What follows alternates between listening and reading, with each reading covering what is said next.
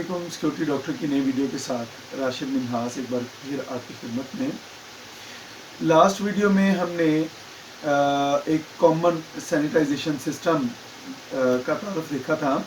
इस वीडियो में हम उसके तमाम कंपोनेंट्स और उनके प्रॉपर इंस्टॉलेशन और उसके बेनिफिट्स वो डिस्कस करेंगे। तो चलते हैं हम अपनी इस वीडियो की जानिब।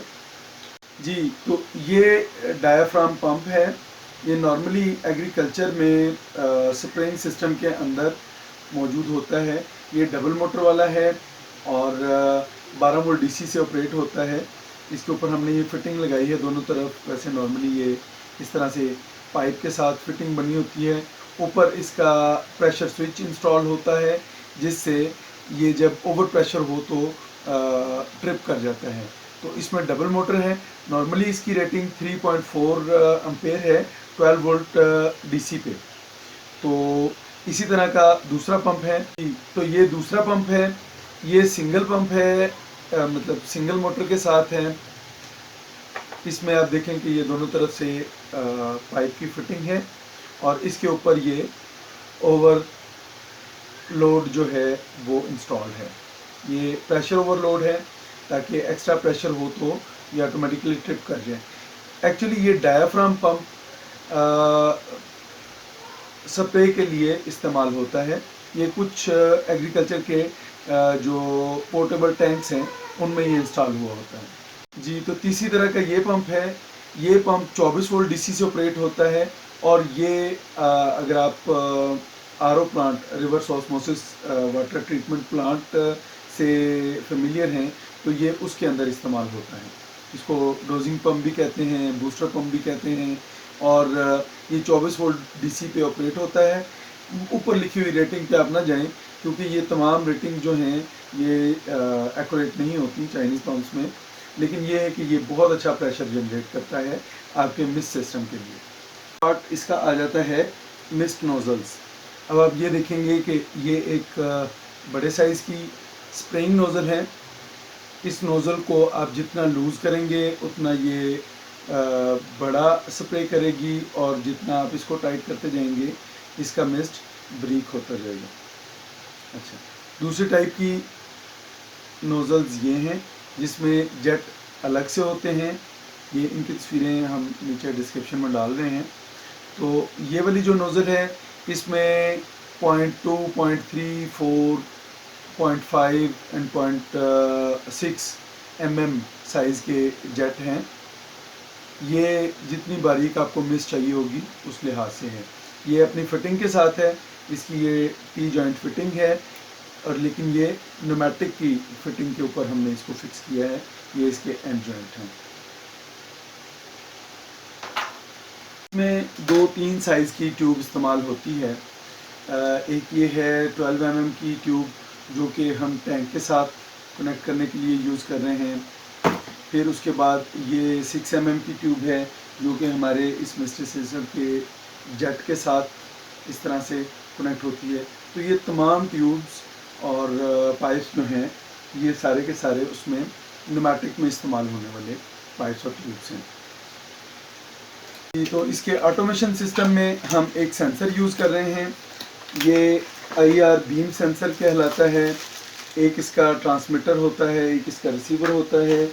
ये इन लाइन आप इंस्टॉल करते हैं दोनों और फिर इनको यूँ यहाँ से आपका सिग्नल बूस्ट हो रहा होता है और यहाँ रिसीव हो रहा होता है। तो ये आपके वॉक थ्रू टनल के स्टार्ट में आप इंस्टॉल कर देते हैं।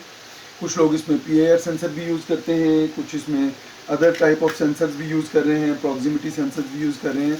बिल्कुल जो भी आपको अवेलेबल हो आप वो इंस्टॉल कीजिए, या जो आपके एनवायरनमेंट के लिहाज से आपको सूट कर रहा हो आप उसे ज़रूर इस्तेमाल कीजिए। लेकिन देन आप इसको ऑटोमेट करने के लिए आप यूज़ करेंगे एक इंडस्ट्रियल टाइमर हम यूज़ कर रहे हैं। इंडस्ट्रियल टाइमर ये इसकी रेंज है ½ सेकेंड से 100 आवर तक, लेकिन आप कोई भी छोटी रेंज का भी टाइमर यूज़ कर सकते हैं। इसके बाद आप एक 8 पिन इंडस्ट्रियल रिले यूज़ कर रहे हैं। 12 वोल्ट डीसी में है ये दोनों। तो इससे आप एक सर्किट बनाएंगे जो सेंसर से इनपुट लेगा और उतने सेकंड्स के लिए सिस्टम को ऑन रखेगा और फिर सेल्फ डिस्ट्रक्शन मोड पे अपने आप को स्विच ऑफ कर देगा। जी, ये वो सर्किट है, ये हमने पीवीसी के एक बॉक्स के अंदर बनाया है। ये वाटरप्रूफ पीवीसी बॉक्स है, इसकी डायमेंशन 8 बाई 6 और ये आप देख रहे हैं कि इसमें एक डीसी पावर सप्लाई है जो 10 एम्पेयर की है। यही इसी पावर से हम अपने पंप को एनर्जाइज करेंगे। इसमें वही टाइमर है जो हमने पहले डिस्कस किया, वही रिले है जो हमने पहले बताई।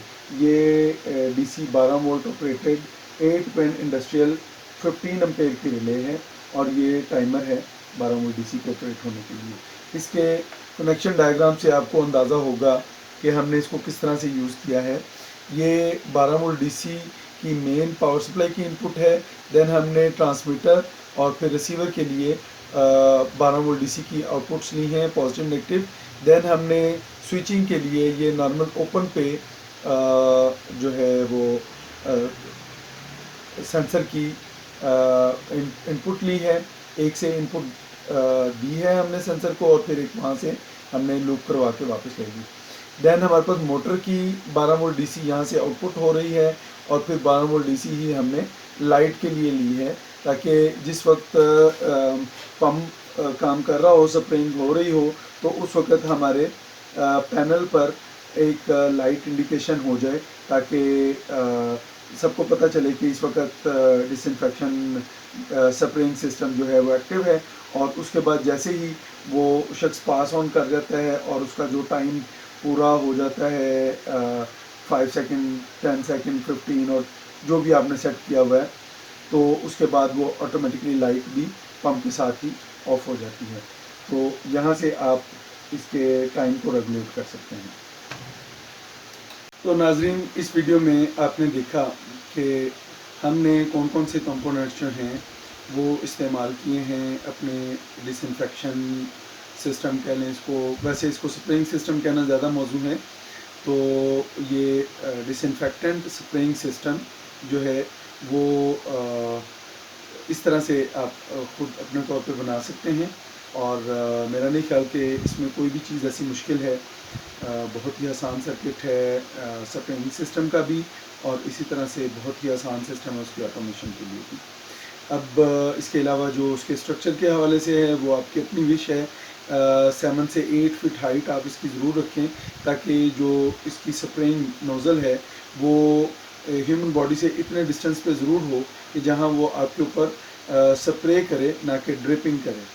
तो इसी तरह से जितना दूर होगा आपका मिस्ट दूर से प्रोड्यूस हो रहा होगा, उतना ही बेहतर वो आपकी बॉडी के ऊपर जो है वो फॉल करेगा और आपके क्लॉथ, आपका जो है आपके बाल, आपकी बेयर बॉडी जो है ये अच्छे तरीके से रिसीव करेगी उस डिसइंफेक्टेंट सॉल्यूशन को जो आइदर क्लोरीन कर रहे हैं आप, डिटॉल कर रहे हैं या कोई भी जो WHO के रिकमेंडेशन के मुताबिक आप डिसइंफेक्टेंट सॉल्यूशन सरफेस के लिए यूज़ कर रहे हैं। तो उसके स्ट्रक्चर के हवाले से कोई डिटेल डिस्कस करने की आई थिंक ज़रूरत नहीं है। आप 3/4 का जो है वो स्क्वायर पाइप यूज़ करते हुए, 1 इंच का पाइप यूज़ करते हुए उसका माइल्ड स्टील में स्ट्रक्चर बना सकते हैं। कुछ लोग एल्युमिनियम में बना रहे हैं, कुछ लोग उसमें PPRC पाइप के साथ भी काम कर रहे हैं। तो लॉकडाउन की सिचुएशन में आपके पास जो भी अवेलेबल रिसोर्सेज हैं आप उनको यूज़ करते हुए उसका स्ट्रक्चर फ्रेम बनाएंगे। बहुत बड़ा स्ट्रक्चर फ्रेम बनाने की ज़रूरत नहीं है। नॉर्मली 3x3 एक इंसान के मूव करने के लिए सफिशेंट होता है। 1 बाय 1 लोगों को लेके आएंगे सोशल डिस्टेंसिंग करते हुए, तो ऑटोमेटिकली आपको स्मॉल साइज़ का चैम्बर जो है वो सफिशेंट रहेगा। तो उम्मीद है आपको ये मेरी वीडियो पसंद आई होगी। मज़ीद किसी भी किस्म के सवाल के लिए दिए गए कॉन्टैक्ट नंबर पर आप रब्ता कर सकते हैं। कमेंट्स में हमें बताएं, ईमेल्स कीजिए, हमारी वीडियो को लाइक कीजिए और शेयर कीजिए। अल्लाह ताला हमारे इस प्लैनेट अर्थ को हर तरह की बीमारियों से पाक करे और तमाम इंसानों को इस वबा से और मज़ीद दूसरी वबाओं से जो है वो महफूज रखे, और हमें हारमनी के साथ अपनी गवर्नमेंट के दिए गए रूल्स को फॉलो करने की और अल्लाह ताला से माफ़ी मांगते हुए अल्लाह ताला के नबी को फॉलो करने की तौफीक अता फरमाए। Thank you very much.